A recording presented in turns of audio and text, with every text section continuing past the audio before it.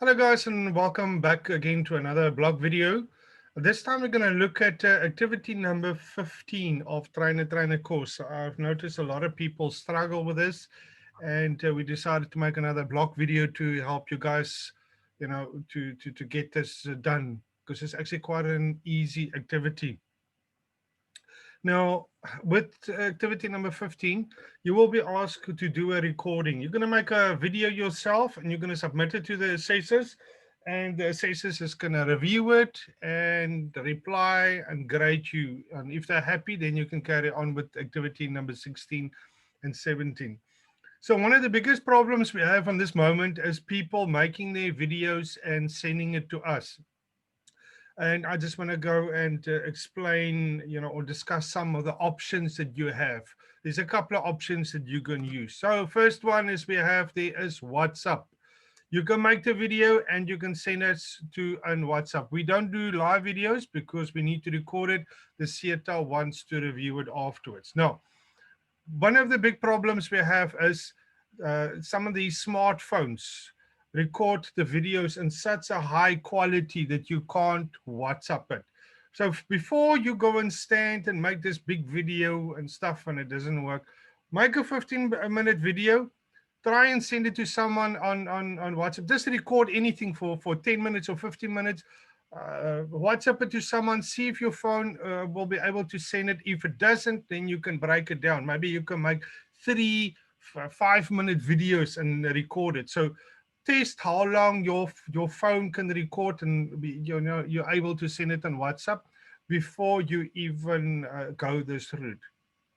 So for those people who don't know about the sharing and the cloud and all that, make your videos, then share them with our accounts department, and our accounts department will upload it for you on the cloud and then return a link. So if you're going to submit your activities, you put that link in and the assessors can then view it online. So that's one of the options. Record it, send it to our accounts or a help desk on WhatsApp.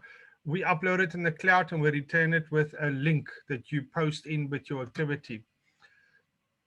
The second other option that you can use is for those who's familiar with Zoom. Zoom, you can download for free and you can record up to 40 minutes at no cost. So you can register a Zoom account. You can do it on your laptop. You can do it on your cell phone and record to the cloud. So you record it to the cloud to your Zoom account. And once you link in, they'll give you a link that you can share it with us. So whenever our assessors click on that link, they can actually view your video online. So that's another alternative for the people who wants to go that way. Another option is YouTube. Now again, I've tried to illustrate it here in the middle. If you can do your long 15, 20-minute video and then upload it to video. So when you upload it to YouTube, you get these settings here on the right-hand side. It says if it's a private, unlisted, or public. I will go rather private. And it says only the people who's got that specific link that you're going to get can watch the video. So people can't Google for it. They can't search for it on YouTube. They won't find it. You must have that specific link and click on it to view the actual video. So again, when you submit the activity, you just submit that one. Just make sure that you make it private. Then we also have other solutions. For example, OneDrive and Dropbox and Google Drive. For those people that's familiar with those, again, you can use any of these options again to upload your video and then to share that folder with us. Now, again, please don't share it with us. We can't see it. Take the option. If you go right-click share, go down to this option that says get link. We want the link. So don't share it with our e-learning email and stuff. We can't see it, guys. Always use the link option. So there you could say you share it at the bottom. It says share it with a link, get link, copy the link, and you give us that link. So as soon as we click on that link, we will be able to view your presentation or your video online again. Also very, very important, don't delete the link. Don't delete the video on the things. We must still wait for the CETAs also to view your video before you will able to delete it. No, I've seen a lot of people manage to send their videos and the links. That was awesome. And I think 99% of the people have this one wrong. Now, the activity 15 is very, very clear. On the left-hand side, we have an online presentation planning. They say that you're supposed to plan yourself before you can do, a presentation or a training session. So we give you a template there. You can change the document. You can use your own one also. But we want to see where did you do your planning for the session. So that document must be submitted. And then also with activity number 16 and 17, that's not after this one. There we don't want, with activity 16 and 17, we're not going to ask you for a video. It's only activity 15, you're going to send us a video. With activity 15 and 16, you're going to get your mates or your family or work colleagues to evaluate you. And there's a document on the right-hand side. Again, you can download both these from our shared folders. Again, also you can use your own evaluation form. So there's the evaluation form. You're going to get at least 3 people for the next 2 activities, that's 16 and 17, to evaluate you. Again, the rule there is we don't want compliments. We only want recommendations. Each person must give you at least 3 suggestions on stuff to improve on maybe doing it differently. So remember, once you're going to submit your activity, this activity number 15, I want 3 things from you. Number 1 is your planning document. That's the copy on the left, or your own one. I want to see your presentation or a handout. You must upload that also for us. And then the third thing is that link to your online video. That's the 3 things. I'm going to repeat them again. Activity number 15 is your planning document for your session, any resources, a presentation or a handout, or whatever you used. And then the third one is the link to your actual video. With activity 16 and 17, I'm going to also ask for your planning document. I'm going to ask also for your presentation or whatever you used. I am going to ask you not for a video, but I'm going to ask you for a photo to show to me that you actually delivered the session. And then we want these 3 online evaluation forms from any people, 3 people who were sitting in and evaluating you again. Again, I just want to go through the first presentation. We're all nervous about our first presentation. Don't worry, we're not going to share your presentation with the rest of the world. It's only an assessor that's going to see it. And we just want to, talk about certain things or guidelines before you even start with it. Now, some of the people submit us a presentation. All we can hear is your voice. And we see maybe a small piece of your face. It's not going to work. I want to see at least half your body, your upper body and your arms. We want to see you. I want to see how did you present it. I don't want to only look at the presentation and see or hear your voice. I want to see your face also. Now, Zoom and those things allow you to do it. Your upper body, your face, and we want to see your gestures that you do in the presentation. You can do it for an audience, or you can do it in a one-on-one to us also, depending on yourself. Now, I just want to go back to this previous slide before I forget about that. And that's on our Zoom. Those people who's familiar with Zoom, especially when you do an online presentation. On the Zoom website, on the right top, look here, on the right top here, Zoom resources, there's a drop down. There's a lot of free stuff that they offer there, tips. They even have free training sessions that you can join to tell you, how to deliver an effective session online through the internet, a virtual meeting. So there's a lot of resources even on YouTube that you can look at. Okay, I'm going to start with my first presentation, and our planning document is also going to ask us, for help there. And the first thing is, what will I be training? What will I cover in the course? Will there be assessment in the end? What icebreakers I will use? So I need to look at all those things.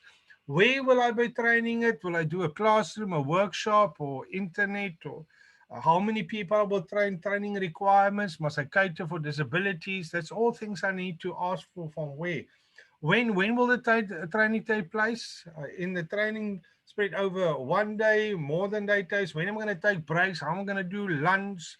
Depending on the duration, who's the type of people that's involved. And how will I train these learners? Are you going to need any equipment, any demonstration, a PowerPoint slide or a video or any other stuff that you need? That's basic things that I use normally when I plan my session, depending on the type, of course, or the topic I'm going to talk on and the method that I'm going to use to do it. And I think this electronic Zoom meetings is, a very good thing, because with COVID, we're all stuck at home, and that's what the trainers are all must do now. They must do this virtual meetings. So I think it's a good thing that we move a bit away from the classroom and explore this new, electronic and virtual meetings options. Now, one thing that a lot of people fail when they do these, not fail, but where we give a lot of comments, as we call it filler words. Okay, okay, yes, yes, yes, right, right, yes, right, right. We call them filler words. It can get so irritating if someone delivers a presentation and he says, and like or that is filler words. That's words that the trainer can't use in your presentation, and we need to work on that. And we see a lot of people is using these filler words, and we're also going to have an activity later on to say how can you get over this. So that's definitely something that we need to practice on. So if you've done your recording, also play it back and see if you say any of these filler words, and we need to practice to overcome that and not to say these things. And there's a couple, you can even Google it under filler words. Now, the methodologies, we always say the methodologies, make it shorter. The word methodologies means methods. Now, that's methods or ways to train people. There's different ways that you can also look. This presentation is also in the shared folder, so you can look at it. There's a lot of different ways that you can use to deliver your presentations, or things that you're going to bring into your virtual one or in a classroom. So it's a whole lot. I'm not even going to go through it. You can review that on your own. Now, in the start of any session, I see these videos, and this person is delivering a firefighting, and your video start, and he start with fire canister, and you must do this. I don't know who is this guy who's talking there. I don't, what is he even delivering? Is it fire canisters, or with fire training, or extinguish a fire? I don't know. The people just climb into their presentation. There's no introduction. There's no nothing there. So there is a guideline of 4 things that we want to see in your introduction. First one is occupational health and safety and COVID. Now we need to talk about that. Now there's different ways to deal with it, but I want to see that you've included that into your start. Then we got house rules. When can people ask questions and breaks and all that kind of things. Even for virtual meetings, we also need these house rules. Then the third one is your facilitator. Normally I look at these guys and I think, my guys, you look so young. I don't even know if you got firefighting training. Say that I've done so many courses on firefighting. I've experienced so many years in this field. You must start with it, because you need to get the people to buy into you and say, listen, this guy is such an expert, on this topic. And then the fourth one is, why would I learn it? So the person starts, sometimes his introduction, firefighting, blah, blah, blah, 1, 2, 3, start. And then you start, and I think to myself, but why must I listen to you? Wow, how can I benefit as a person from that? So that's the 4 things that we want to see when you start. Before you even deliver your presentation, that's the 4 things that you should cover in the start. Now, again, in a normal presentation, I know it's a very short presentation you're going to do. It's only going to be about 5 minutes long. But we normally have an introduction. You have your training session, and then we do a bit of an evaluate. Ask questions to the delegates. And if you have delegates, to make sure that they understand. People always just climb too quickly into it. So try and break it into the introduction. So you have those 4 things on the previous slide first. Then you have your introduction, the training, what you're actually going to deliver, and then a type of an evaluation afterwards. Again, for those people who's got people inside the class, we want to see them participate. Some of these people, do a recording with 3 or 4 people online and we don't even hear them cough, ask a question. If they don't ask questions, ask them questions, you know, to promote the participation. And then obviously at the end, self-reflection. Ask the learners, what did they learn? Any feedback about that? So that's just the basic things, guys. I hope this gonna help you. If you struggle with any of the videos, recording and stuff, again, just contact our help desk on our WhatsApp number and we will assist wherever we can. Hope this helped, guys.